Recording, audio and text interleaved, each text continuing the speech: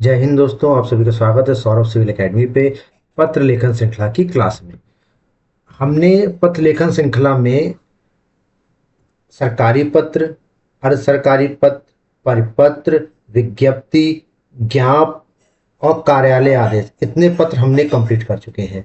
अब हम पढ़ने जा रहे हैं अनुस्मारक, जिसको आपने हिंदी में पढ़ा होगा। इसको रिमाइंडर भी कहते हैं। हिंदी में क्या कहते हैं? रिमाइंडर कहते हैं। ये आपके पत्रों की श्रृंखला में आखिरी पत्र होगा। इसके बाद हम प्रतिवेदन पढ़ेंगे और उसके बाद टिप्पण पढ़ेंगे। उसके बाद ये क्लास हमारी खत्म हो जाएगी। इसके बाद हम आपको पत्रों के बीच का अंतर पढ़ाएंगे। अंतर पढ़ाने के बाद हम फिर आपको पीवाईक्यू मतलब पिछले ईयर्स के जो भी प्रश्न आए हुए हैं उन प्रश्नों को कराएंगे। इस श्रृंखला को कंप्लीट करने के बाद आप उत्तर प्रदेश की मुख्य परीक्षाओं जिनमें जिनमें पत्र आते हैं, कोई भी पत्र आपके गलत नहीं होंगे। हमारे सौरभ सिविल एकेडमी में अभी करंट अफेयर्स की क्लास चल रही है। करंट अफेयर्स के साथ साथ हमने यूपी स्पेशल चढ़ाया। बहुत ही अच्छे से मैंने आपको यूपी स्पेशल पढ़ाया है। बाइलिंगुअल में वाया मैपिंग पढ़ाया है। जनरली आपको मैपिंग के माध्यम से कोई नहीं पढ़ाएगा यूट्यूब में। थर्ड चीज, हम यहाँ पर आपको हिंदी में संज्ञा कंप्लीट कर चुके हैं। अब हम नेक्स्ट चैप्टर लिंग पढ़ने वाले हैं, जेंडर। तो हमने जो जो क्लासें पढ़ाई हैं बिल्कुल बोर्ड माध्यम से पढ़ाई, जैसे आप क्लासरूम में पढ़ते हैं वैसा हमने आपको पढ़ाया है। और आगे भी वैसे ही कक्षाएं मिलेंगी आपको। जितनी भी कक्षाएं हैं सब फ्री ऑफ कॉस्ट अवेलेबल है यूट्यूब में। इनकी पीडीएफ भी आपको हमारे टेलीग्राम चैनल में मिल जाएगी। तो इसी तरह क्लास में बने रहिए। और अगर वीडियो अच्छी लगती हो तो उसको लाइक करिए, चैनल को सब्सक्राइब करिए और आप लोग चैनल को प्रमोट करिए। प्रमोट करने से क्या है कि इन कक्षाओं का ज्ञान और भी विद्यार्थियों तक पहुंचेगा। जो विद्यार्थी बड़ी बड़ी महंगी महंगी कोचिंगों में नहीं जा सकते, वो विद्यार्थी हमारे यहाँ पढ़ के मुफ्त में फ्री में इस ज्ञान को प्राप्त कर सकते हैं और सही ज्ञान को प्राप्त कर सकते हैं। Let start the class. कक्षा को स्टार्ट करते हैं। तो जैसा कि आपको पता है कि हर पत्र के पहले हम एक परिभाषा पढ़ते हैं। क्या पढ़ते हैं? परिभाषा पढ़ते हैं। तो सबसे पहले हम क्या पढ़ेंगे? परिभाषा कि अनुस्मारक की परिभाषा क्या होती है। परिभाषा। तो अनुस्मारक से तात्पर्य ऐसे लिखेंगे, डबल इन्वर्टेड कॉमा, अनुस्मारक से तात्पर्य किसी प्राधिकारी किसी प्राधिकारी किसी प्राधिकारी को को किसी मामले मामले में किसी प्रकार की कार्यवाही विषयक स्मरण कराने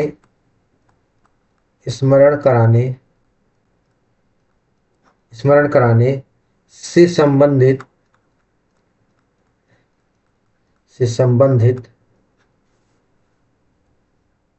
पत्र आलेखन से है। पत्र आलेखन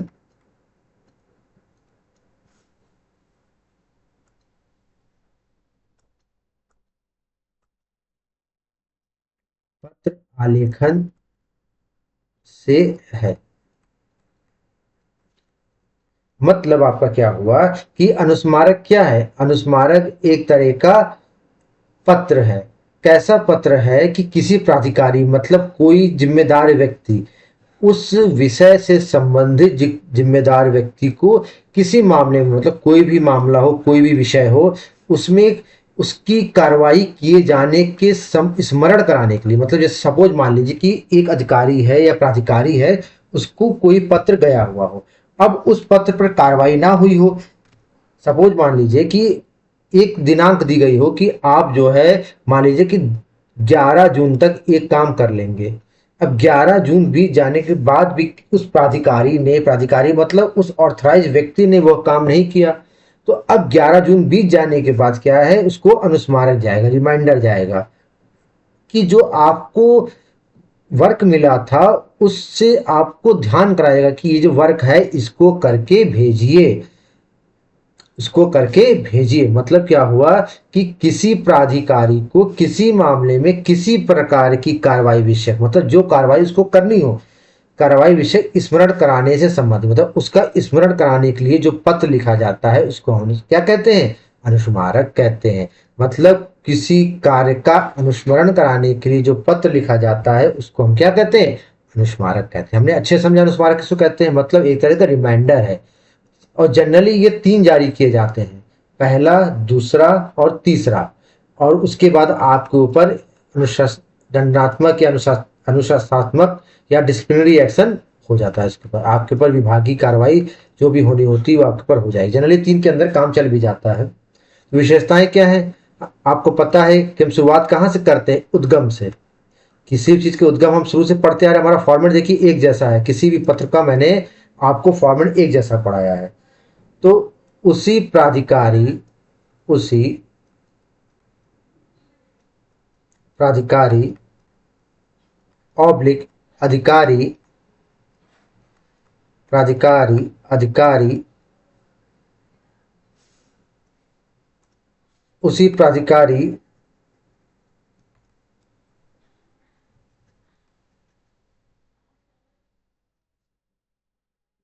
ऑब्लिक कार्यालय, मतलब प्राधिकारी या कार्यालय से उसी, मतलब इसका उद्गम उसी जगह से होता है जहां से मूल पत्र निर्गत होता है, जहां से मूल पत्र निर्गत होता है, मूल पत्र निर्गत होता है। मतलब ये जहां से मूल पत्र जारी हुआ है उसी जगह से रिमाइंडर भी जारी होगा। ये उसी प्राधिकारी अथवा कार्यालय से जारी होता है जहां से मूल पत्र निर्गत होता है। ये जी बिल्कुल ध्यान रखिएगा, मूल पत्र के निर्गत स्थान से ही इसका उद्गम होता है। अच्छा, इसका गंतव्य कहाँ होगा, तो उसी के पास जाएगा जिसके पास कार्य पेंडिंग है, मतलब जिसके पास वर्क आपका पेंडिंग है या जिसको कार्य करना है, जिसने नहीं किया है अभी तक, उसी के पास जाएगा। तो आप लिखिए उसी प्राधिकारी उसी प्राधिकारी के समक्ष भेजा जाता है, के समक्ष भेजा जाता है, भेजा जाता है, जिसके समक्ष देखिए आप लोग नोट्स जरूर बनाइए, क्योंकि बिना नोट्स बना सिलेक्शन नहीं होगा। आपको मेंस लिखना है ना, तो बनाइए और प्री मेंस साथ पढ़िए। पूर्व पूर्व वाद अथवा प्रकरण लंबित है, मतलब सपोज मान लीजिए कि उसी अधिकारी के पास जाएगा जिसके पास कार्य लंबित है, जिसने काम नहीं किया उसी के समक्ष जाएगा ना ये, तो उसी प्राधिकारी के समक्ष भेजा जाता है जिसके समक्ष पूर्ण प्रकरण वाद लंबित है। थर्ड लिखिए, विषय वस्तु क्या होगी, विषय वस्तु। अच्छा, इसमें क्या होगा, लंबित कार्रवाई का संक्षिप्त विवरण दिया जाएगा। देखिए लंबित कार्यवाही, लंबित कार्यवाही का संक्षिप्त विवरण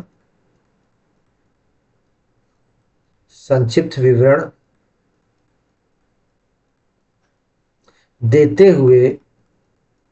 हुए शीघ्र निस्तारण हेतु कहा जाता है। शीघ्र ते हुए उसके शीघ्र निस्तारण हेतु कहा जाता है। अर्थात मतलब जो कार्रवाई लंबित है उसका संक्षिप्त में विवरण दे दिया जाएगा एक, और उसको बोला जाएगा कि उसको जल्दी जल्दी समाप्त करिए, मतलब कार्रवाई करके उस मैटर को क्लोज करिए। भाषा शैली मोस्ट इंपॉर्टेंट चीज है।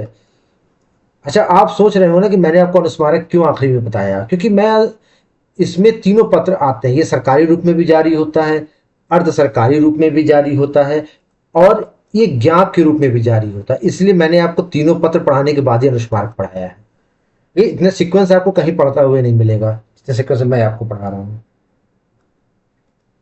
इसकी अपनी कोई भाषा शैली नहीं, मतलब इसकी अपनी कोई भाषा शैली नहीं है। ठीक, इसकी कोई भाषा शैली नहीं होती, बल्कि बल्कि इस पत्र को बल्कि इस पत्र को इस पत्र को इस पत्र को जिस प्रारूप में भेजा जाता है, जिस प्रारूप में भेजा जाता है उसी का वैशिष्ट को धारण कर लेता है। उसी का वैशिष्ट देखिए ध्यान से लिखिएगा, स्पेलिंग तो मात्रा इसकी शुद्धि बड़ी महत्वपूर्ण है। वैशिष्ट को धारण कर लेता है, मतलब कि अगर इसको अर्ध सरकारी परिप्रेक्ष्य में लिखेंगे तो अर्ध सरकारी का फॉर्मेट हो जाएगा, सरकारी के रूप में भेजेंगे तो इसका फॉर्मेट सरकारी का हो जाएगा, अगर ज्ञाप के फॉर्मेट में भेजेंगे तो उसका फॉर्मेट क्या हो जाएगा, ज्ञाप हो जाएगा, ज्ञाप का हो जाएगा। पांचवा लिखिए, महत्व का मैंने बताया है कि महत्व कैसे लिखते हैं। तो उसका महत्व क्या है, कार्यालय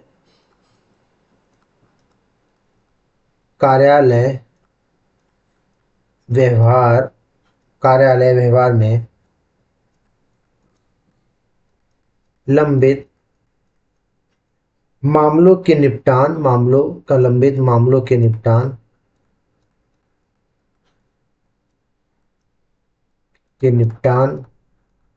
मतलब जो लंबित मामले चल रहे हैं वो जल्दी से जल्दी उनका समाप्ति हो जाए। अधिकारियों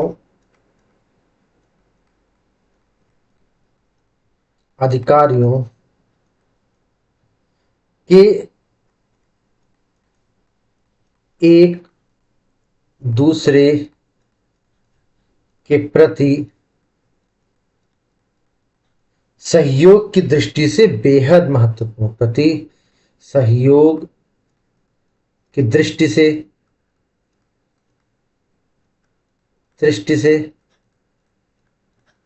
बेहद महत्वपूर्ण।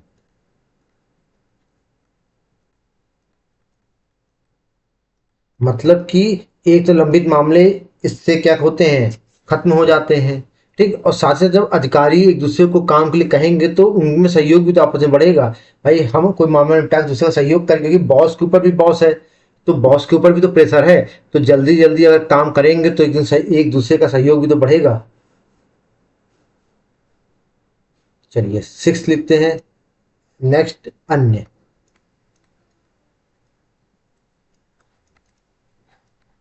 अधिकारीगण अधिकारीगण अधिकारीगण अधिकारीगण अधिकारीगण व्यक्तिगत रुचि लेते हुए रुचि लेते हुए किसी प्रकरण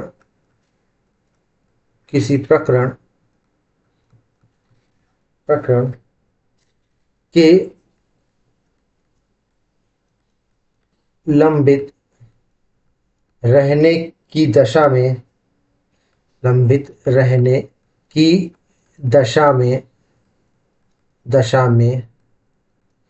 में उसके शीघ्र निपटारण के लिए इसका प्रयोग करते हैं। उसके शीघ्र निपटारे के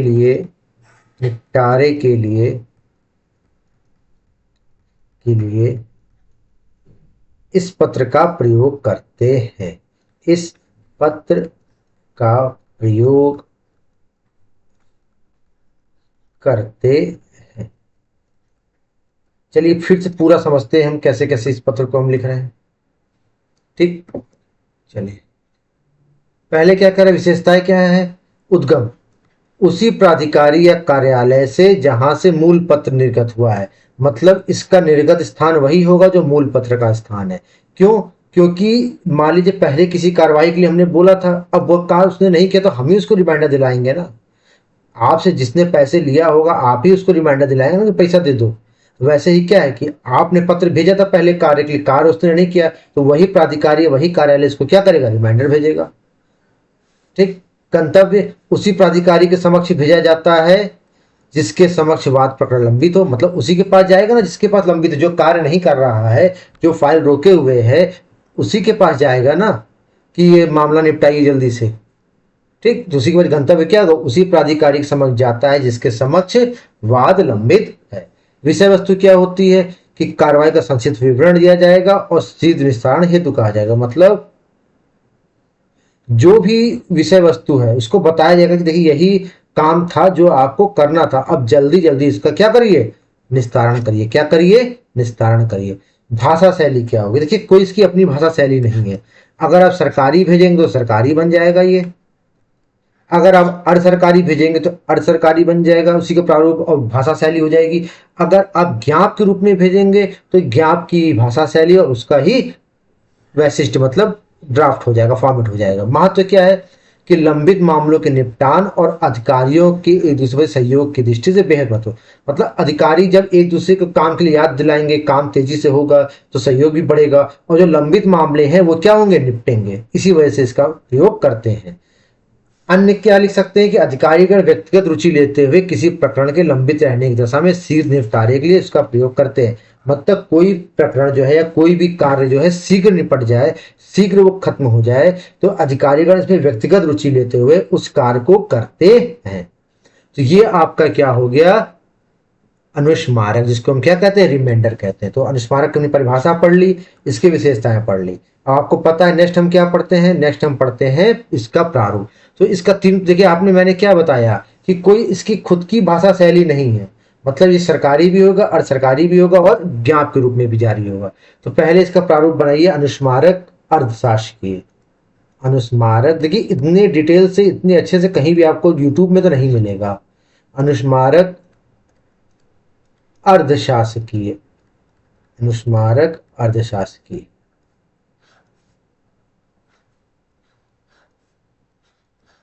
अर्धशासकीय आपको पता है, देखिए अब तो आपको पता है ना कि कैसे क्या लिखते हैं। तो दाहिने हाथ में लिखेंगे ना अनुस्मारक संख्या, अब कैसे संख्या लिखते हैं तो आपको पता ही है। उसके बाद विभाग, विभाग के बाद आपको पता है क्या करते हैं, आप कॉमा लगाते हैं। कॉमा का विशेष ध्यान देना है, पूर्ण विराम का विशेष ध्यान देना है, अनुभाग फिर कॉमा। उसके बाद अर्धविराम मतलब दिनांक, दिनांक लिखे, कॉमा लगाए, स्थान लिखे, फिर पूर्ण विराम लगाए। कोई कंफ्यूजन नहीं आता, कोई कंफ्यूजन होगी तो आपको कमेंट कर सकते हैं, कमेंट जरूर किया करिए। उसके बाद इसी के अनुभाग के ठीक सामने क्या लिखेंगे, नाम, प्रेषक का नाम लिखते हैं, कॉमा लगाते हैं, फिर जिस पद पे है वो लिखेंगे, कॉमा लगाएंगे, पूर्ण विराम लगाएंगे।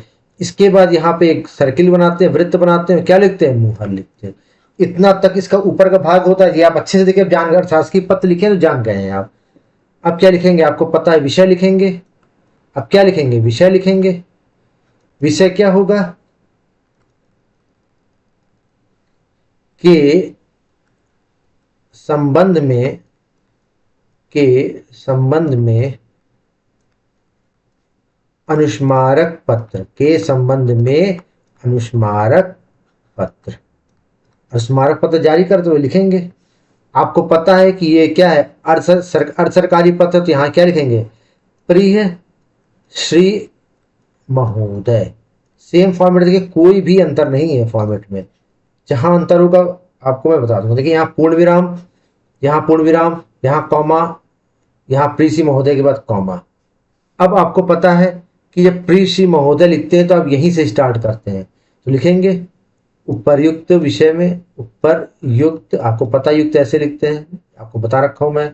विषय के संबंध में उपर्युक्त विषय के संबंध में आपसे आग्रह है कि आपसे आग्रह है कि, देखिए यहां लिखेंगे ना कि कृपया कृपया अपने पूर्व पत्र व्यवहार संख्या, अपने पूर्व पत्र पत्र व्यवहार संख्या पत्र व्यवहार संख्या, पत्र संख्या डाल देंगे। उस पत्र की क्या डाल देंगे, दिनांक डाल देंगे, जिस डेट में जारी हुआ था। जैसे आपको पता है पत्र संख्या से पत्र जारी होता है। का संदर्भ ग्रहण करें, का संदर्भ ग्रहण करें, मतलब कि जो पत्र आपको भेजा गया था उसका संदर्भ लेते हुए ये आपको भेजा जा रहा है, तो इसका संदर्भ ग्रहण करें। ओके, अच्छा, अब आपको पता है कि सेकंड पॉइंट लिखते हैं। सेकंड पॉइंट यहां से लिखते हैं, पहला लिखते नहीं दूसरा लिखते हैं। उक्त संबंध में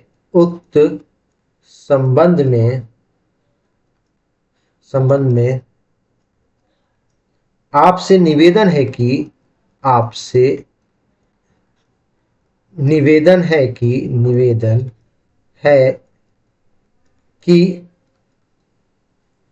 अब ये लिखेंगे निवेदन है कि जल्दी, अब देखिए आप अर्ध सरकारी लिख ले, सिर्फ निवेदन लिख रहे हैं। निवेदन है कि कार्य को जल्दी करने का वो करें, जल्दी करने की कोशिश करें, मतलब जल्दी करने की कि आपको अनुशंसा की जाती है। ठीक है, अब क्या लिखेंगे, ससम्मान, मैंने आपको बताया था ससम्मान लिखेंगे, पूर्ण विराम। यहाँ पूर्ण विराम, देखिए पूर्ण विराम का आप जरूर ध्यान दीजिएगा। उसके बाद आपको पता है यहाँ पर आप क्या लिखेंगे, भवनिष्ठ। आपको पता है कि भवनिष्ठ लिखते हैं, भवनिष्ठ। भवनिष्ठ फिर से मैं दे रहा हूँ, कंफ्यूजन ना हो। देखिए शुद्धता का विशेष ध्यान दीजिए, आपको पहले दिन से ही बोल रहा हूँ कि हिंदी में शुद्धता का विशेष महत्व है।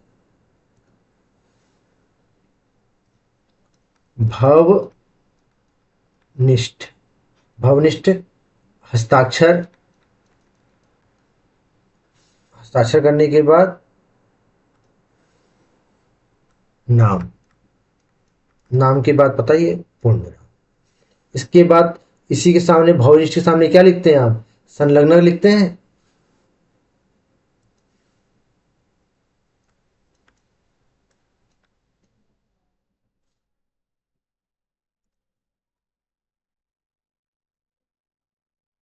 क्या लिखेंगे, भविष्य के ठीक सामने यहाँ पे क्या लिखेंगे, संलग्न।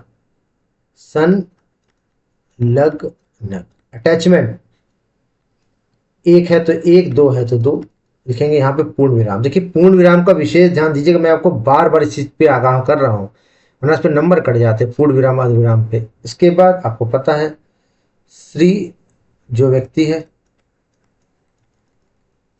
अच्छा मैक्सिमम जो भी आपको पत्र मिलेंगे उन सब में आप कहीं भी देखें, अगर इससे अलग डिफरेंस आपको मिलता है कि कॉमा नहीं रहता है, तो आप कुछ चीज को एक्सेप्ट मत करिएगा। ठीक है, जरूर मत करिएगा। श्री, उसके बाद पद, जिस पद पे है व्यक्ति वो, उसके बाद अर्धशासकीय पता या अर्धशासकीय, ऐसे लिख सकते, अर्धशासकीय पता। देखिए पूर्ण विराम अर्ध विराम विशेष ध्यान दीजिएगा आप लोग, वरना नंबर कट जाएंगे आपके। चलिए इसके फॉर्मेट को दोबारा रिवीजन कर लेते हैं, इसका फॉर्मेट कैसे क्या बना है।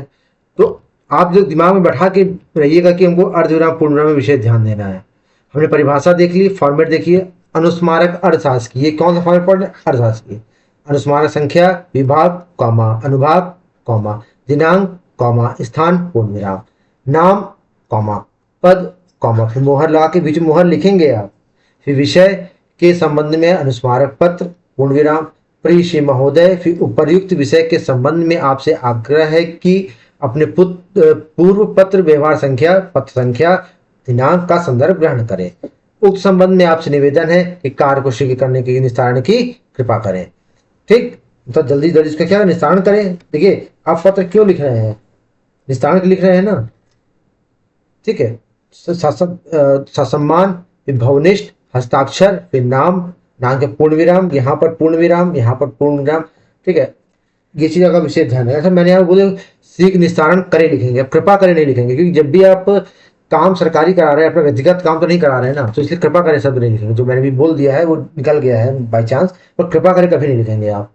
संलग्न पूर्ण विराम श्री कॉमा पद कॉमा नाम कॉमा विशेष ध्यान, मतलब विशेष ध्यान देंगे आप इन चीजों का। कॉमा श्री के बाद जिसको नाम लिखेंगे पद कॉमा अर्थशास्त्री पता कॉमा, ये पूरा इसका क्या हो गया, आपका फॉर्मेट हो गया।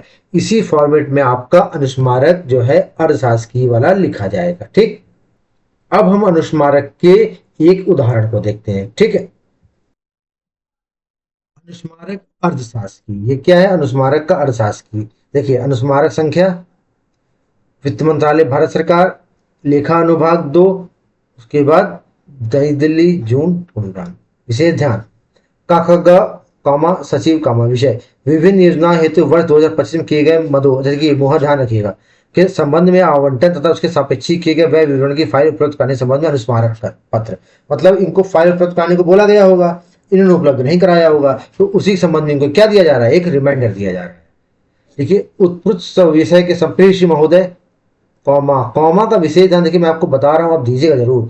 उपयुक्त विषय के संदर्भ में आपसे आग्रह है कि उक्त विवरण पर जारी शासनादेश संख्या इतना दिनांक इतना का संदर्भ ग्रहण करें, जिसमें वित्तीय वर्ष 2025 में की गई मदों के आवंटन तथा उनके सापेक्षिक किए गए व्यय विवरण की पत्रावली होगा ना, ये पत्रावली कोई शब्द तो होता नहीं, मतलब क्या हुआ होगा कि एक पत्रावली होगी जो जारी की गई होगी, अब उसी में बोला जा रहा होगा कि इसको आप क्या करिए, उपलब्ध कराइए। तो उसी में क्या हो रहा होगा, उसी में होगा कि पत्रावली क्या करें, उपलब्ध कराएं, ठीक है ना। पत्रावली लिख लीजिए, विवरण की पत्रावली।